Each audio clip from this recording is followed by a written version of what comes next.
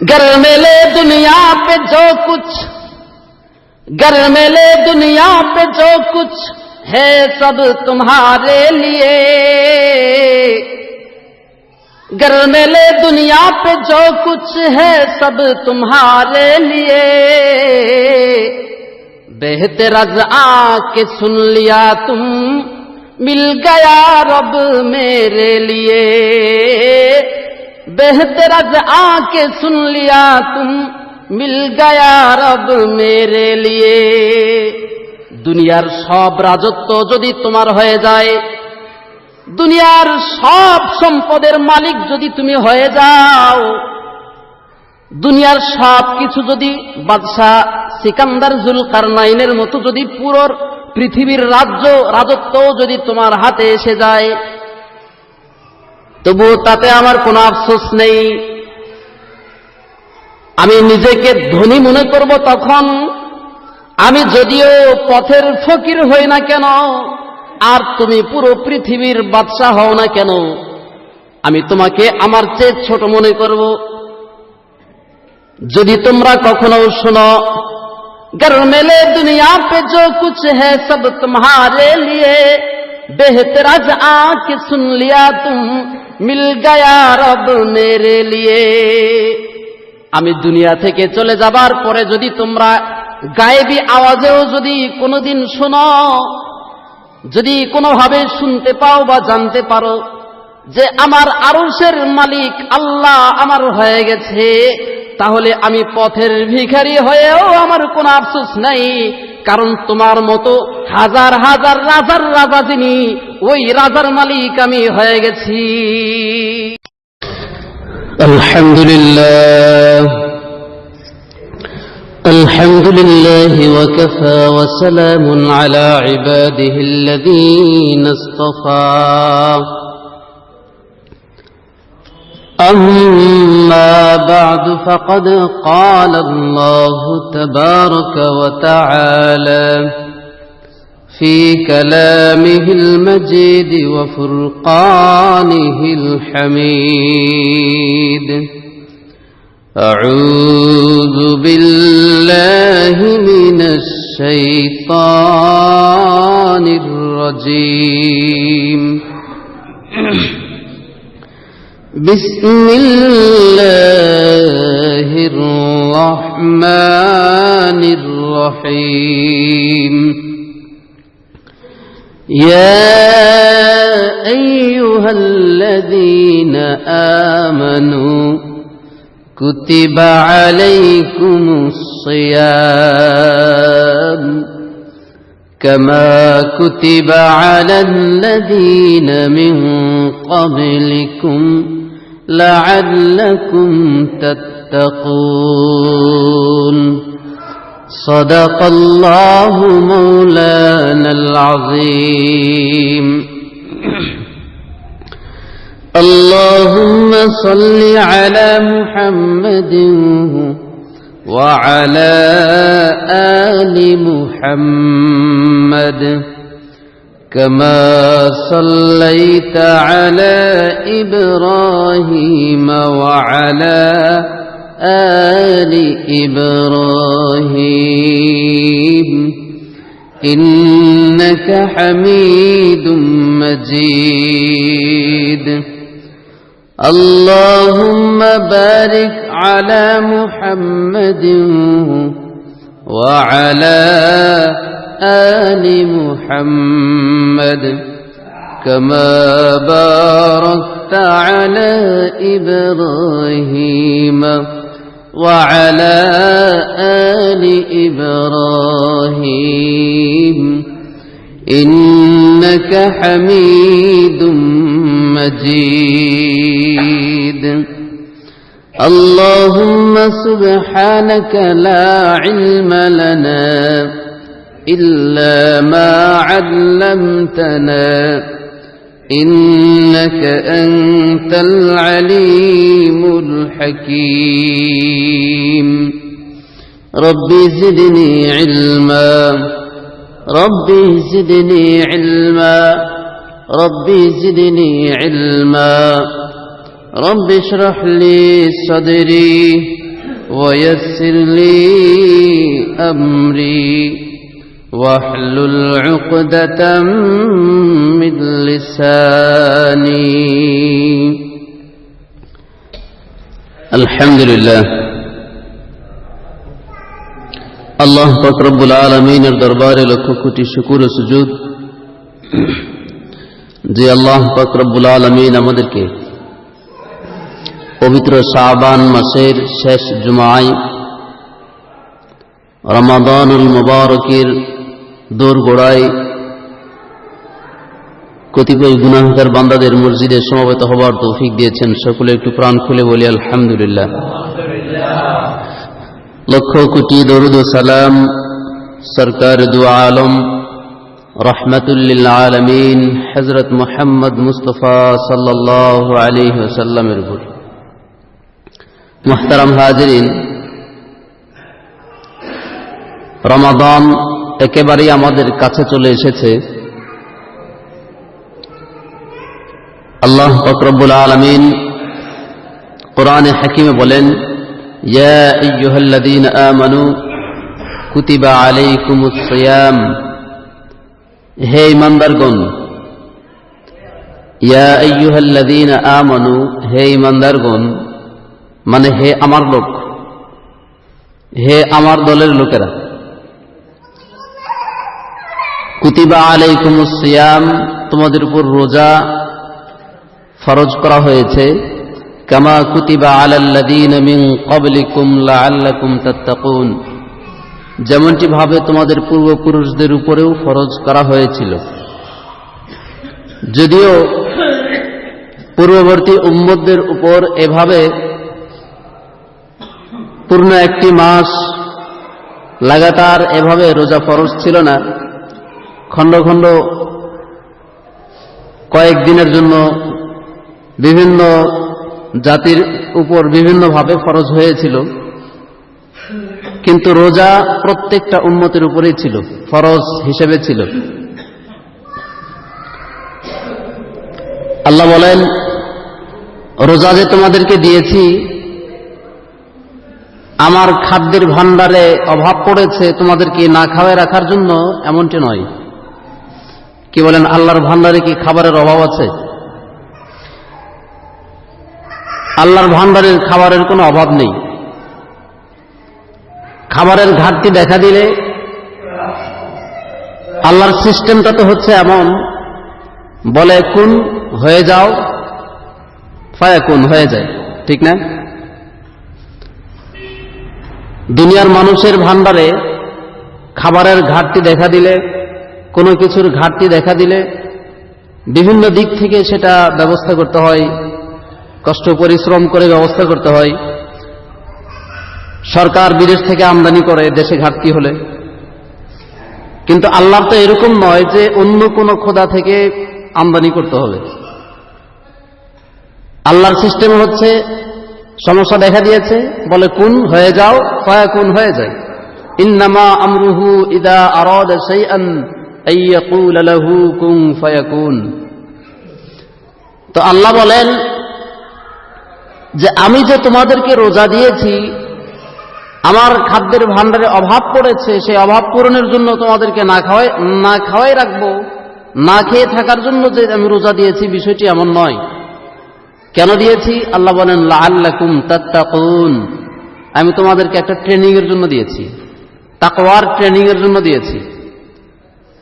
তোমরা আমাকে কতটুকু ভালোবাসো, আমার প্রতি ভয় কতটুকু রয়েছে, সেটার একটু পরীক্ষা নেওয়ার জন্য আমি মূলত রোজাটা দিয়েছি।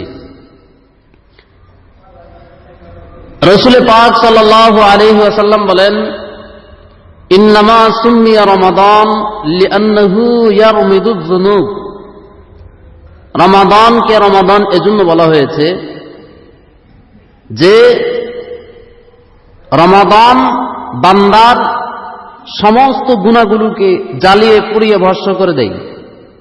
রমাদান রমদুন মূল ধাতু থেকে রমাদা ইয়ারমিদু মানে জ্বালিয়ে ছাই বানিয়ে দেওয়া। রমাদান এরকম বান্দার সমস্ত গুনাহগুলোকে জ্বালিয়ে পুড়িয়ে ছাই বানিয়ে দেয়, সেগুলোর কোনো আর অস্তিত্ব বাকি রাখে না। এই হলো কোরআনের আয়াত এবং হাদিসের সংক্ষিপ্ত একটু ধারণা। আল্লাহ পাক রব্বুল আলামিন বান্দাদের উপর যত ধরনের ইবাদত দিয়েছেন, কোন ইবাদতকে বিস্তারিতভাবে কোরআনে হাকিমে উল্লেখ করেন নাই। নামাজ দিয়েছেন, কিন্তু নামাজটা কিভাবে আদায় করব, কোন কোন ওয়াক্তে আদায় করব, এগুলো বিস্তারিত কোরআনে উল্লেখ নেই। শুধু বলেছেন নামাজ আদায় করো, কিভাবে আদায় করতে হবে, কোন কোন সময় আদায় করতে হবে, তার কিছু কিছু আলোচনা কোরআনে আছে, কিন্তু বিস্তারিত ব্যাখ্যা হাদিসের মধ্যে রয়েছে। সহিহ হাদিস সমূহের মধ্যে এর বিস্তারিত ব্যাখ্যা রয়েছে। যাকাত দিতে হবে, আল্লাহ যাকাতের কথা বলেছেন।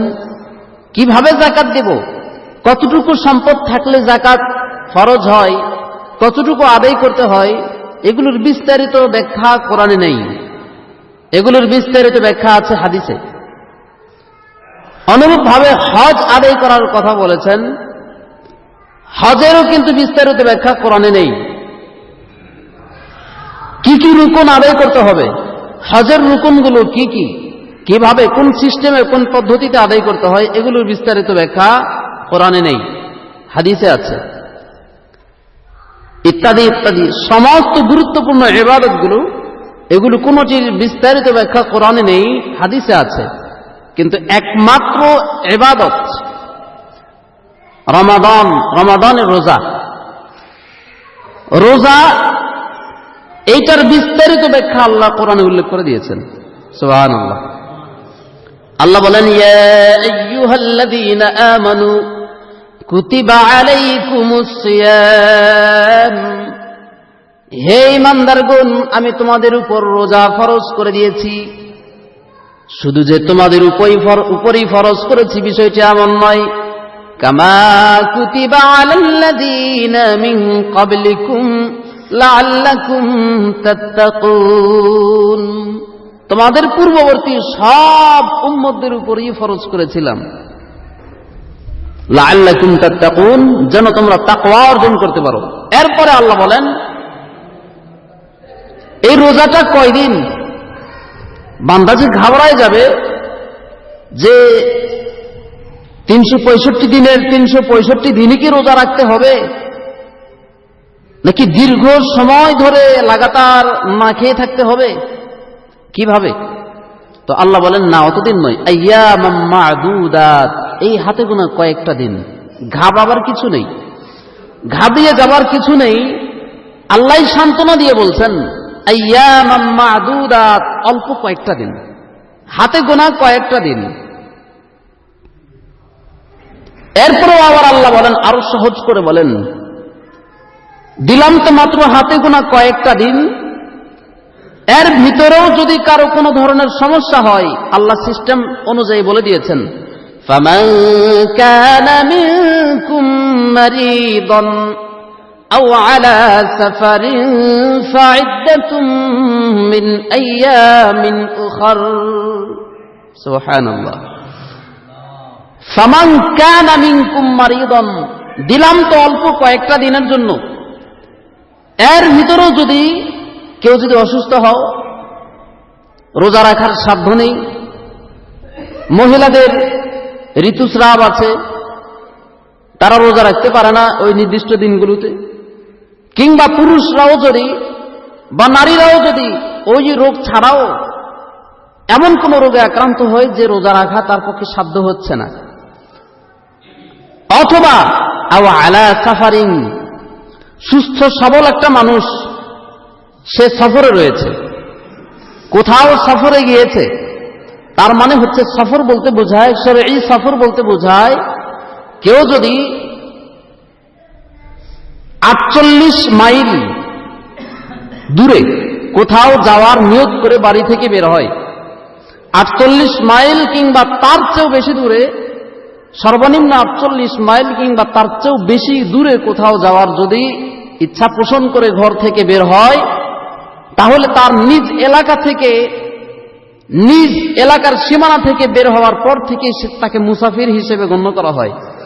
শরীয়তে তার উপর আল্লাহ পাক রব্বুল আলামিন নামাজকে হালকা করে দিয়েছেন, 4 রাকাতওয়ালা ফরজগুলোকে 2 রাকাত করে দিয়েছেন। আবার এই যে রমজানের রোজা, এইটা তার জন্য হালকা করে দিয়েছেন, যে যদি রোজা রাখতে সমস্যা হয়, মানে রাখতে যদি কষ্ট হয়, তাহলে সে রোজা রাখবে না ওই সময়।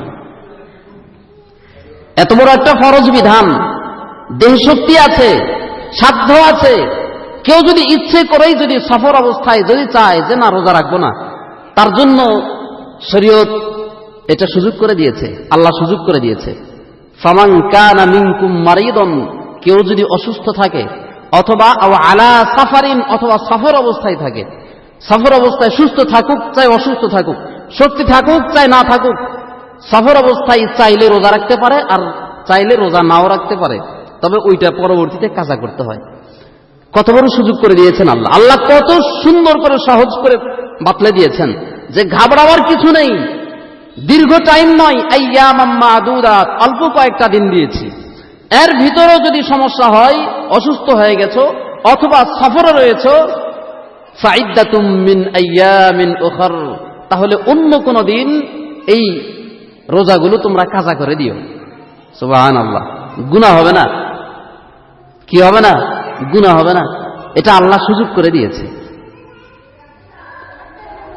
এরপরে আরো সহজ করে আল্লাহ বলেন, ওয়ালাল্লাযীনা ইউতীকুনাহু ফিদিয়াতুন তাআমু মিসকিন।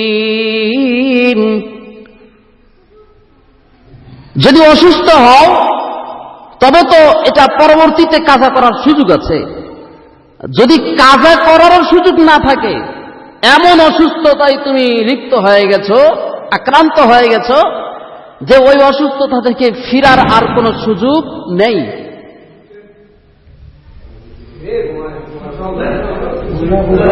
ওই অসুস্থতা থেকে ফিরার সুযোগ আর নেই। ওই অবস্থায় দুনিয়া থেকে চলে গিয়েছে, বিদায় হয়ে চলে গিয়েছে।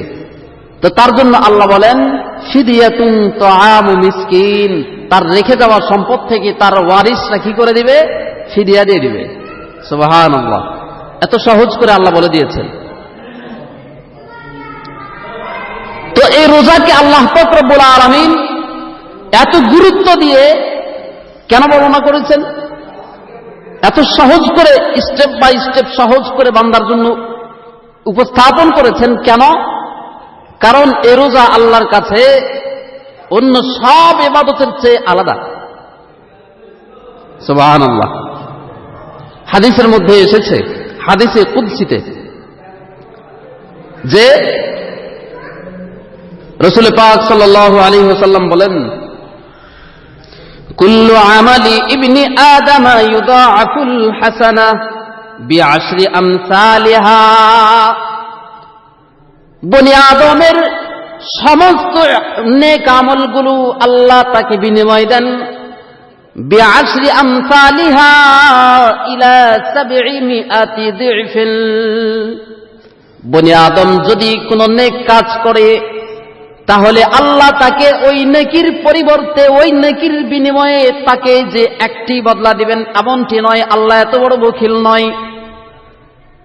নবীজি বলেন, আল্লাহ কমপক্ষে বান্দাকে যারা পরিমাণ একটাও যদি নেকি হয়, তাহলে ওই একটা নেকির বিনিময়ে আল্লাহ সর্বনিম্ন 10টি করে দান করেন।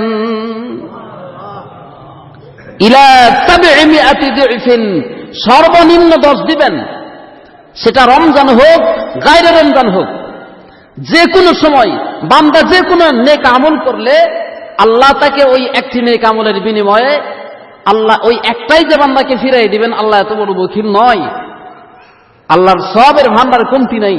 আল্লাহ কমপক্ষে ওই একটা নেকির বিনিময়ে আল্লাহ 10টি করে সুদ দেন। এটা সর্বনিম্ন। আবার হাদিসে এসেছে যে ইলা 700 দিফিন, বরং আল্লাহ চাইলে এটাকে আরো বাড়ান, আরো বাড়াইতে থাকেন। এটা ডিগ্রি বাড়াইতে বাড়াইতে বাড়াইতে বাড়াইতে 700 গুণ পর্যন্ত একটা নেকির বিনিময় হয়ে যায়। আবার আরেক হাদিসে এসেছে বিগাইরি হিসাব, আল্লাহ যাকে চান ওই একটা নেকির বিনিময়ে বেহিসাব সওয়াব আল্লাহ তাকে দান করে দেন। এই হাদিসে আল্লাহ পাক রব্বুল আলামিন বলেন, নবীজি বলেন, ইল্লা সাওম, রোজা ছাড়া। বনি আদমের নেক আমলগুলোর বিনিময় তো আল্লাহ সর্বনিম্ন 10টা করে দেন, সর্বোচ্চ বাড়াইতে বাড়াইতে 700 গুণ পর্যন্ত বাড়ান, আর কাউকে বেহিসাব দেন। ইল্লা সাওম, রোজা ছাড়া। রোজা এই ক্যাটাগরির মধ্যে নয়। সুবহানাল্লাহ, রোজা এই ক্যাটাগরির মধ্যে নয়। কারণ আল্লাহ বলেন, ফাইন্নাহু লি ওয়া আনা আজজি বিহি। কারণ রোজা বান্দা শুধু আমার জন্য রাখছে। বান্দা যেহেতু রোজা শুধু আমার জন্য রাখছে, তাই এই পুরস্কার বান্দাকে আমি নিজ হাতে আল্লাহ দান করব। কি দান করব সেটা কেউ জানে না। বান্দাকে এর বিনিময় কি দান করব সেটা আমি জানি, আর ওই দিন যাকে দেব, বান্দাকে যে দেব, বান্দা জানবে, আর কেউ জানে না। ও আনা আজজি বিহি, তার বিনিময় আমি নিজ হাতে দিব। মনে করেন কোন এলাকায় কোন একটা প্রতিযোগিতায়, কোন একটা স্কুলে, হাই স্কুলে, প্রাইমারিতে বা কোথাও শিক্ষার্থীরা কোন প্রতিযোগিতায় বিজয়ী হয়েছে। সেখানে আমন্ত্রিত মেহমানদের মধ্য থেকে প্রধানমন্ত্রীও ছিলেন, মনে করুন। তো প্রত্যেককেই, যারা ফার্স্ট, সেকেন্ড, থার্ড, 1 থেকে 10 পর্যন্ত হয়েছে, 10 লেভেল পর্যন্ত হয়েছে, 10 থেকে শুরু করে 9, 8, 7 এভাবে করে প্রত্যেককেই পুরস্কার দেওয়া হচ্ছে। এক একজন মন্ত্রী এসে এক একজনকে পুরস্কার হাতে দিচ্ছে, বা এক একজন অতিথি এসে আর এক একজনকে পুরস্কার হাতে উঠাই দিচ্ছে। এইবার প্রথম স্থান যে অধিকার করেছে, প্রধানমন্ত্রী বলে, তারটা রাখো, ওইটা আমি দেখে নেব। ওইটা কি করে নেব? ওইটা আমি দেখে নেব। প্রথম স্থান যে অধিকার করেছে ওইটা আমি দেখে নেব, তার পুরস্কার আমি দেব। বলুন তো, কম দিবে না বেশি দিবে?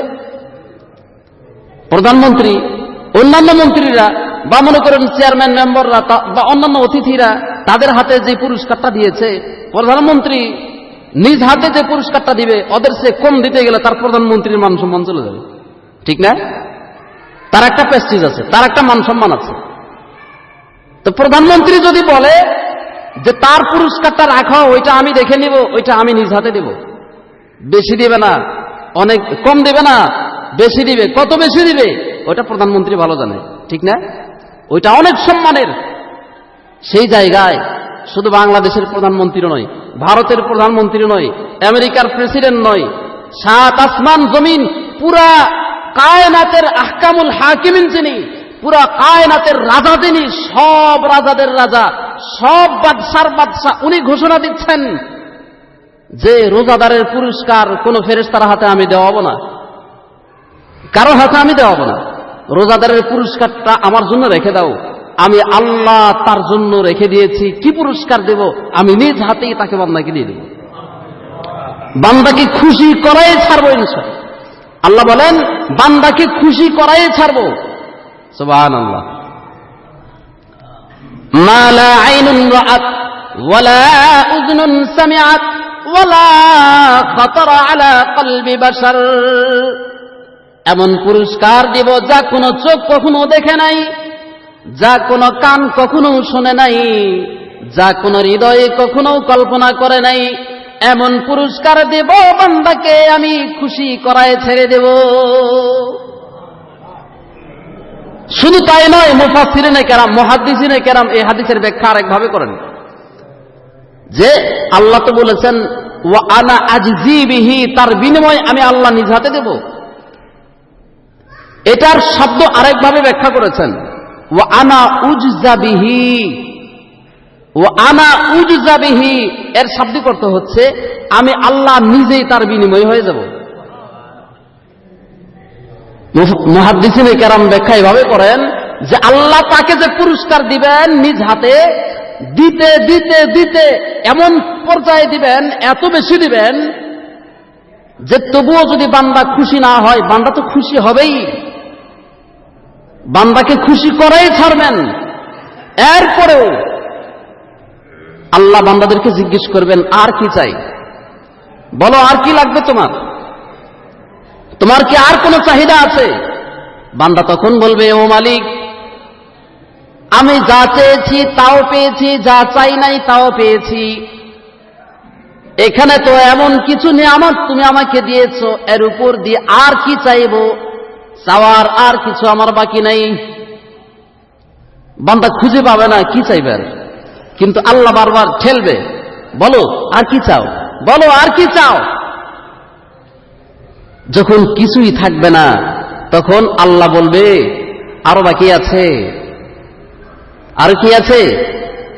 ওয়ালাহা মাজিদ, কোরআনের আয়াত, ওয়ালাহা মাজিদ, আরো আছে,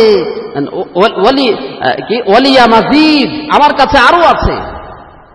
বান্দা তুমি আর পাচ্ছ না, কিন্তু আমার কাছে তো আরো আছে, আরো আছে, ওয়ালিয়া মাজিদ, অনেক আছে আমার কাছে। তো বান্দাকে যখন দিতে দিতে খুশি করাই ছাড়বে, এরপরে আল্লাহ বলবে আমার কাছে আরো আছে, ওয়া আনা উজজা বিহি, আমি আল্লাহ নিজেই তোমার বিনিময়। সুবহানাল্লাহ। যে আল্লাহকে পাওয়ার জন্য দুনিয়াতে এত কষ্ট করেছো, তোমার যে রবকে পাওয়ার জন্য এত লাঞ্ছনা বঞ্চনা স্বীকার করেছো, কত মানুষের কাছে গিয়ে তুমি ছোট হয়েছো। তুমি নামাজ পড়ো বলে তোমাকে মৌলবাদী বলে, তুমি নামাজ পড়ো বলে তোমাকে মুন্সি বলে, দাড়ি রেখেছো বলে তোমাকে বুড়া বলে, পাঞ্জাবি টুপি গায়ে দিয়েছো বলে কত মানুষ তোমাকে ক্রিটিসাইজ করেছে। তুমি আমি আল্লাহর পথে চলো বলে তোমাকে কত মানুষ গাড়িতে, বাসে, বিভিন্ন জায়গায়, ট্রেনে হেনস্থার তুমি শিকার হয়েছো, লাঞ্ছনার শিকার হয়েছো, তোমাকে হেনস্থা করেছে, জায়গায় জায়গায় তোমাকে অপমান সহ্য করতে হয়েছে। যে আল্লাহর জন্য তুমি এত কিছু করেছো, আমি ওই আল্লাহ, সব রাজার রাজা, সব বাদশার বাদশাহ, আমি আল্লাহ তোমার হয়ে গেলাম। কি চাই আর? বাদশাহ হারুনুর রশিদের একটা ঘটনা বারবার আমি বলি। মন্ত্রী পরিষদের সবাইকে ডেকেছেন, ডেকে বলেন, আলোচনা শেষ করে এরপরে দাসীকে বলেন, যাও ঘরের কোনায় টাকার বস্তা আছে, নিয়ে আসো। টাকার বস্তা নিয়ে আসা হলো, বলা হলো খোলো, খোলা হলো, ঢেলে দাও, ঢালা হলো। এরপরে মন্ত্রী পরিষদের সবাইকে বলা হলো, এই মুহূর্তে যার হাত যেইটার উপরে থাকবে সে সেটার মালিক হয়ে যাবে। সুবহানাল্লাহ। কি বলেন? পাগল যদি এই ঘোষণা শুনে তার জ্ঞান ফিরে যাবে, ঠিক না?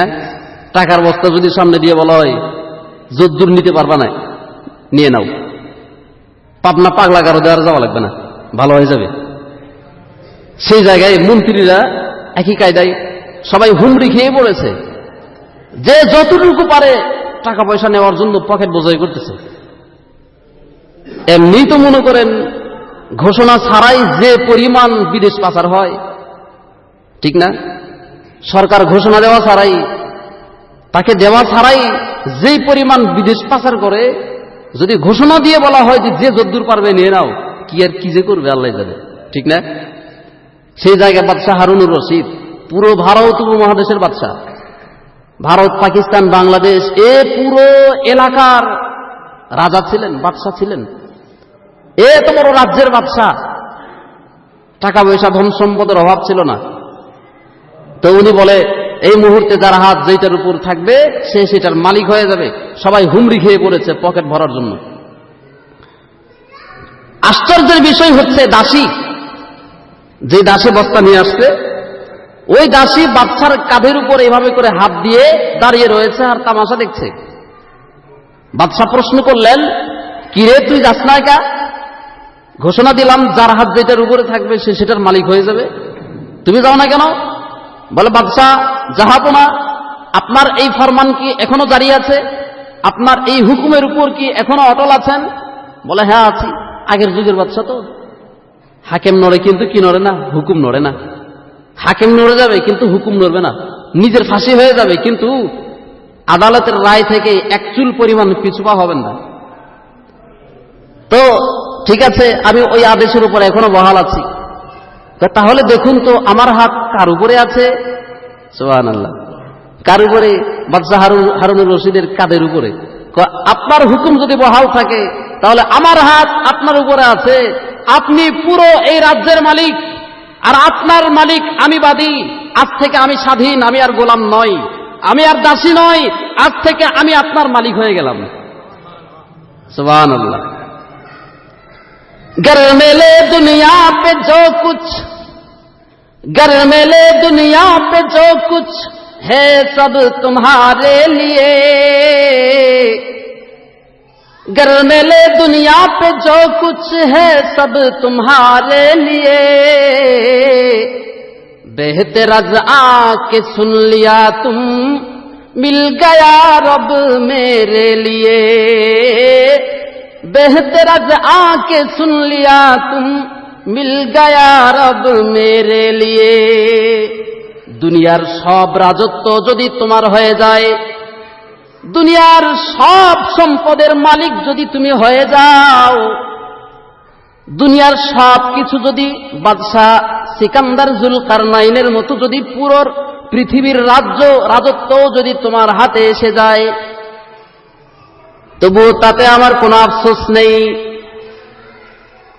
আমি নিজেকে ধনী মনে করব তখন, আমি যদিও পথের ফকির হই না কেন, আর তুমি পুরো পৃথিবীর বাদশা হও না কেন, আমি তোমাকে আমার চেয়ে ছোট মনে করব।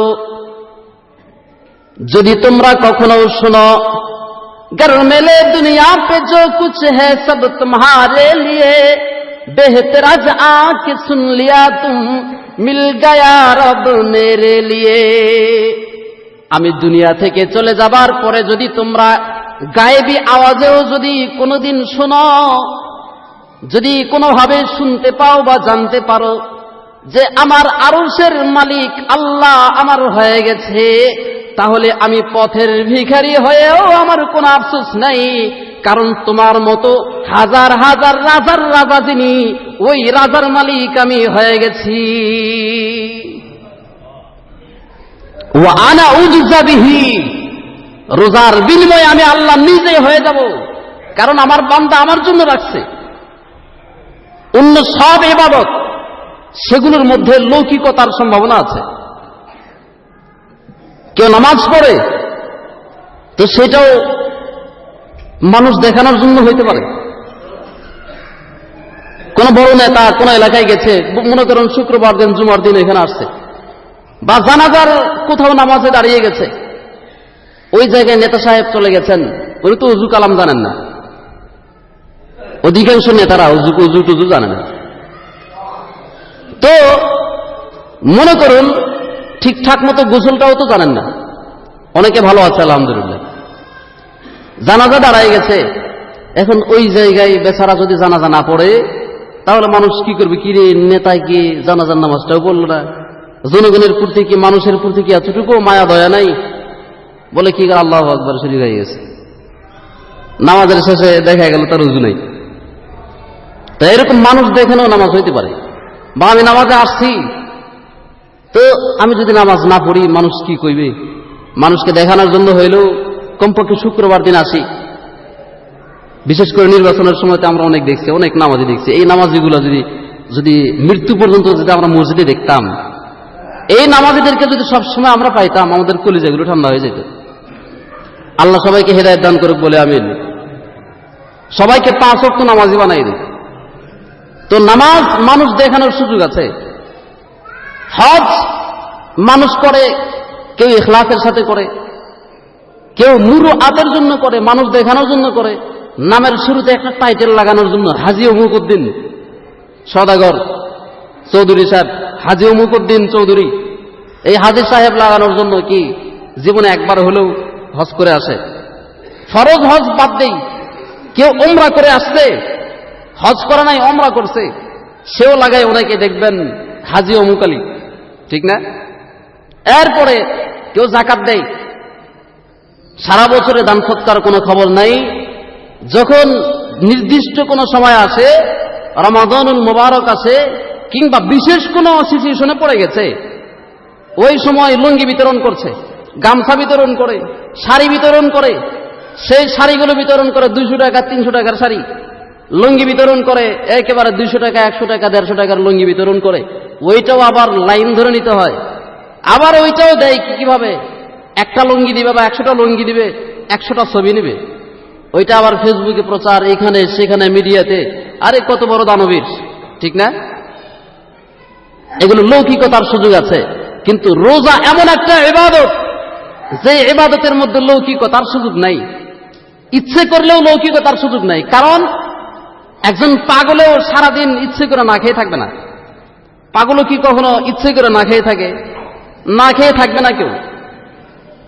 তো সেখানে সুস্থ সবল মানুষ ইচ্ছে করে সারাদিন না খেয়ে থাকবে, এটা হতে পারে না।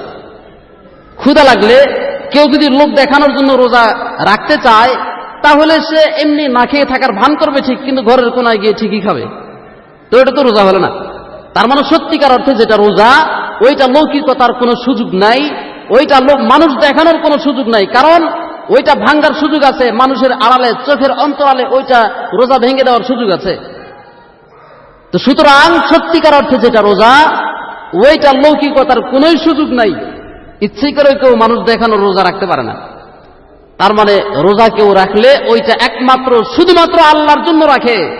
আর এর বিনিময়ে আল্লাহ নিজে বলেন, যেহেতু বান্দা আমার জন্য রেখেছে, আস-সাওমুলি, রোজা আমার জন্য রেখেছে, তাই বান্দার পুরস্কার ফেরেশতাদেরকে বলো, তোরা এক সাইড হয়ে থাক, নামাজের পুরস্কার তোরা দে, যাকাতের পুরস্কার তোরা দে, হজের পুরস্কার দে, রোজারটা আমার জন্য রেখে দে, আমি আল্লাহ নিজ হাতে দেব, বান্দাকে খুশি করায় ছাড়বো।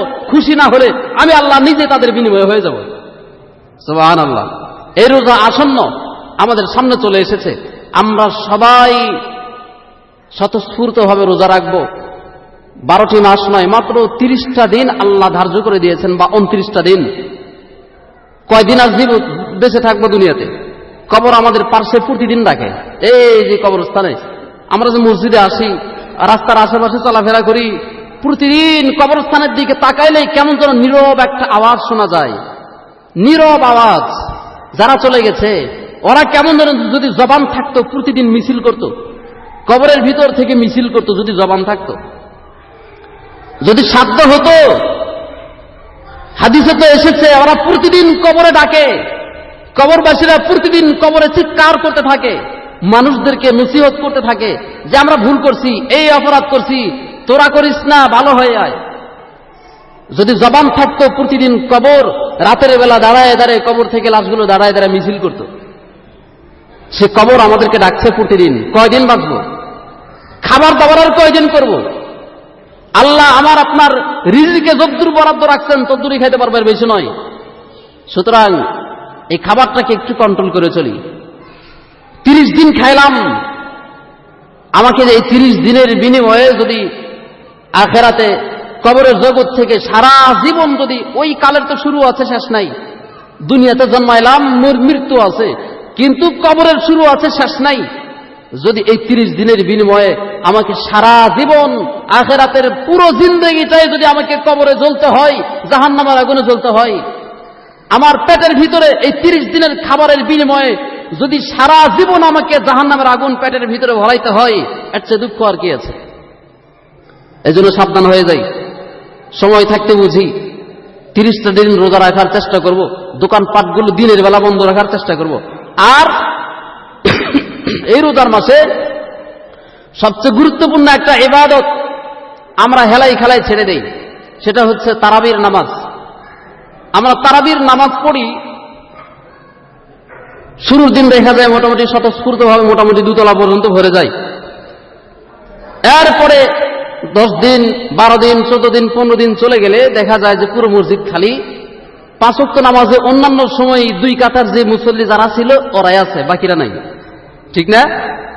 কিন্তু তারাবির নামাজ সুন্নতে মুআক্কাদা, এইটা ছেড়ে দিলে কবিরা গুনাহ হবে। সুন্নতে মুআক্কাদা ছেড়ে দিলে গুনাহ হয়, কবিরা গুনাহ হয়। ওয়াজিব ছেড়ে দিলে যে পরিমাণ গুনাহ হয়, কাছাকাছি ওই পরিমাণ গুনাহ হয় তারাবির নামাজ। আবার অনেকেই পড়ি কি, নামাজে শরীক হই, শুরুর দিকে আসি, তারাবি যে 20 রাকাত নামাজ, অনেকেই 8 রাকাত, 12 রাকাত, 14 রাকাত পড়ে চলে যাই। এইটা করবো না, ফুললি ফুল 20টা রাকাত এখানে পড়ে এরপরে আমরা যাব ইনশাআল্লাহ। হাদিসে এসেছে কেউ যদি মান কামা মাআল ইমামি হাত্তা ইয়ানসারিফা, কেউ যদি রাতের বেলা ইশারের নামাজের সময় ইমামের সাথে দাঁড়ায়, ইমামের পিছনে দাঁড়ায়, মান কামা মাআল ইমামি হাত্তা ইয়ানসারিফা, ইমাম সাহেব যায় নামাজ থেকে পৃথক হওয়া পর্যন্ত ইমামের সাথে থাকে, তো হাদিসে এসেছে যে তার আমল নামায় ওই পুরো রাত যে লাইলাতুল কদরের নামাজ পড়লে যেই পরিমাণ সওয়াব পাইতো, ওই পরিমাণ লাইলাতুল কদরের সওয়াবটা তার আমল নামে লিখে দেওয়া হবে। তো আমরা সারা রাত জেগে ইবাদত করা আমাদের সম্ভব নয়। সেই জায়গায় যদি আমরা ইমামের সাথে শুরু থেকে থাকলাম, শেষ পর্যন্ত ইমামের সাথে, ইমাম জায়নামাজ থেকে পৃথক হওয়া পর্যন্ত ইমামের সাথে থাকলাম, এতটুকু সময়, অল্প সময় যদি ধৈর্য ধারণ করে আমরা যদি থাকি, বিশেষ করে আমরা অধিকাংশ মানুষ কোরআন তেলাওয়াত জানি না, কোরআন তেলাওয়াত আমাদের শুদ্ধ না, সারা বছর একটা খতম তো দূরের কথা, একটা পৃষ্ঠাও চোখে দেখার সুযোগ হয় না। কোরআন শরীফ নাকের উপর বছরের পর বছর থেকে যায়, দিনের পর দিন, মাসের পর মাস থেকে যায়, হাত দিয়ে একটু ধরে ময়লাটা পরিষ্কার করে একটু চুমু দেওয়ার সুযোগ আমাদের হয় না। সেই জায়গায় আমরা সুন্দর হাফেজ সাহেব এখানে রাখি তেলাওয়াত করার জন্য, একটি মাস পুরো কোরআন শরীফ তেলাওয়াত করা হবে। তেলাওয়াত তো নিজে শুদ্ধ করে পারি না, কমপক্ষে তেলাওয়াতটা পুরো কোরআন শরীফ তেলাওয়াত শুনবো, বিনিময়ে আমরা একটা তেলাওয়াত, এক খতম তেলাওয়াতের সওয়াব মানে রমাদানে 70টা খতমের সওয়াব হয়ে যায়। আল্লাহ রব্বুল আলামিন আমাদের সবাইকে বোঝার তৌফিক দান করে বলে আমিন। ওয়া আখিরু দাওয়ানা আলহামদুলিল্লাহি রাব্বিল আলামিন। যারা সুন্নাত করেন এই সুন্নাত করে নেই।